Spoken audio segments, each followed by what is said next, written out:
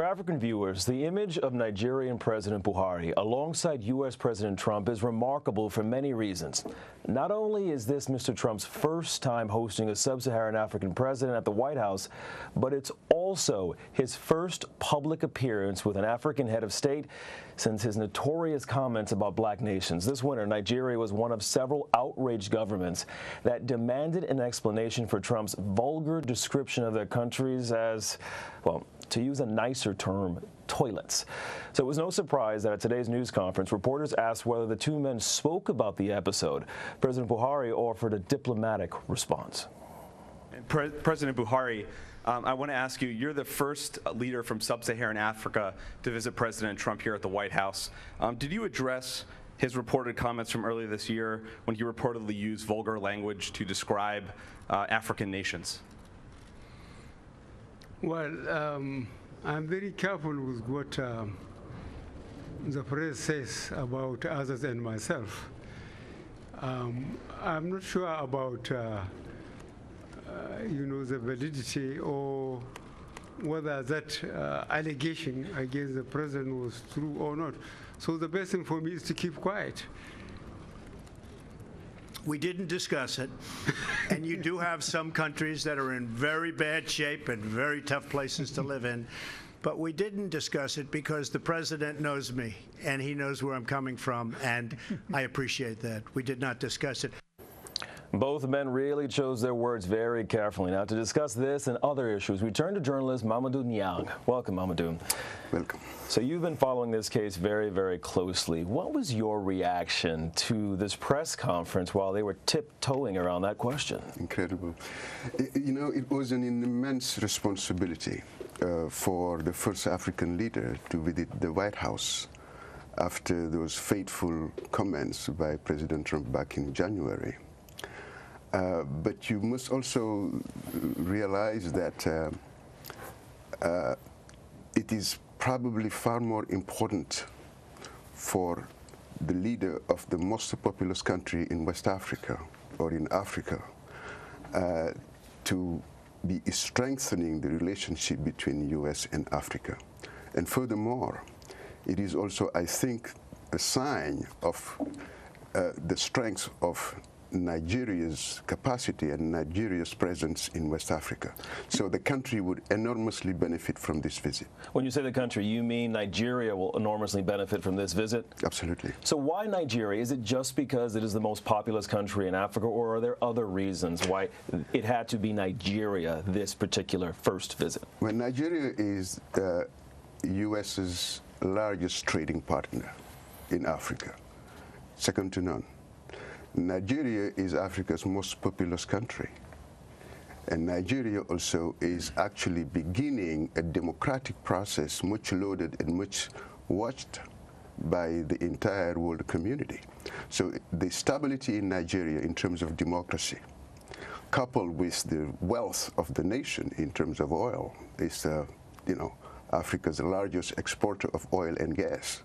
So it is absolutely important and critical for the U.S. In addition also to the control of terrorism. The northeast Nigeria has been plagued for the past 9 years with Boko Haram. And we know that Islamic fundamentalism and the insurgents in the north of Nigeria are there to destabilize not only the region, but also the entire universe. So America is gaining tremendously in cooperating and working with Nigeria and West Africa. President Trump mentioned that obviously the U.S. is selling weapons to Nigeria to fight terrorism and these insurgents, but he also hinted that they want payback, that they want some of these trade barriers to be lessened because they want to sell products to Nigerians, and they want Nigerians to invest in the U.S.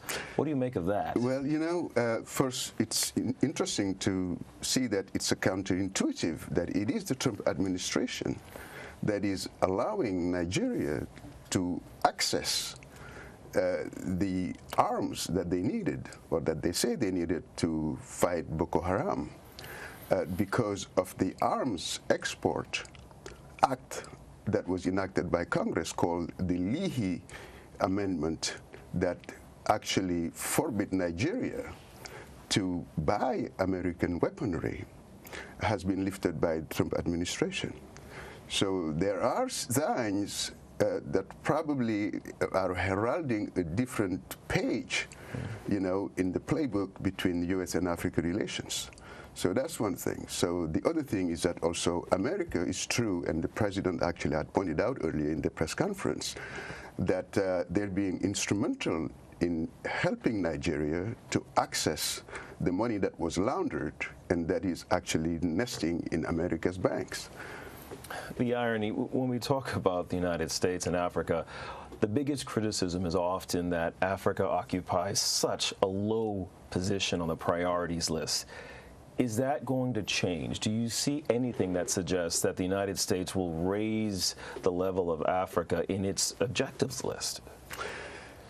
I would think that it would probably be Africa's role to see how they can enhance their stature. It is really, I think, in the Africa's, you know, playbook to see how they can be a better and much stronger partner, not only with the U.S. but the rest of the world.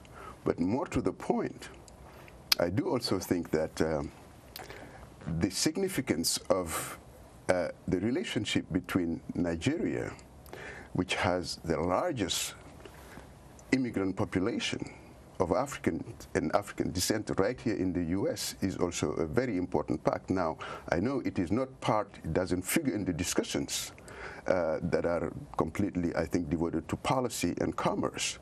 But there are so many other, I think, items that link Nigeria primarily to the U.S. than any other West African country. Nigerians also occupy a unique position in the U.S. They are the highest educated group of Africans here in the United States. When we look at, and on the continent for that matter, I mean, it's also the largest economy. So it would stand to reason that Buhari has not just a lot to gain between U.S. and African relations, but he has to go back to Africa. How will African leaders perceive his actions in the United States? Will they see this as a win or just an attempt?